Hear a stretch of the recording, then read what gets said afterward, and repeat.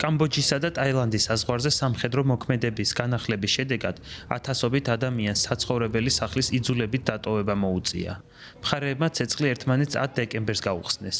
ტაილანდმა კამბოჯას მიმართულებით საჰაერო რაკეტები გაუშვა, რასაც კამბოჯამ დრონებით უპასუხა. აზიის ქვეყნებს შორის განახლებული ბრძოლების შედეგად მოსახლეობის ევაკუაცია მოხდა. მათ შორისაა 32 წლის კამბოჯელი ლიმ ფინი, რომელსაც საკუთარი სახლის დატოვება მოუწია და ახლა კარავში უწევს ცხოვრება. ლიმ ფინი იმედოვნებს, რომ ამერიკის პრეზიდენტი დონალდ ტრამპი ომის შეჩერებას კვლავ შეძლებს. ძალიან მადლიერი ვიქნები ამერიკის შეერთებული შტატების პრეზიდენტის დონალდ ტრამპის. თუ ის ამ ომს რაც შეიძლება სწრაფად დაასრულებს, რათა სახლში დაბრუნება შეუძლო. აქ თავშესაფარში დარჩენა არ მინდა. ეს ძალიან რთულია. სახლში უფრო კომფორტულია.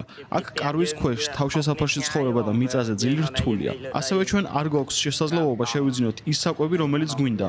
ამიტომ აქაურობის სახლთან შედარება შეუძლებელია.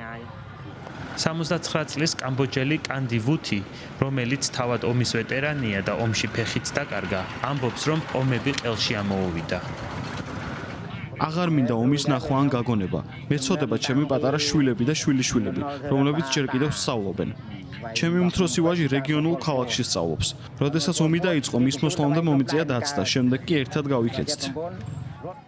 ტაილანდის და კამბოჯის ხელისუფლებები ერთმანეთს ადანაშაულებენ ცეცხლის შეწყვეტის შეთანხმების დარღვევაში, რომელიც ამერიკის შეერთებული შტატების პრეზიდენტის დონალდ ტრამპის შუამდგომლობით იქნა მიღწეული და რის შედეგადაც წელს საბრძოლო მოქმედებები შეჩერდა.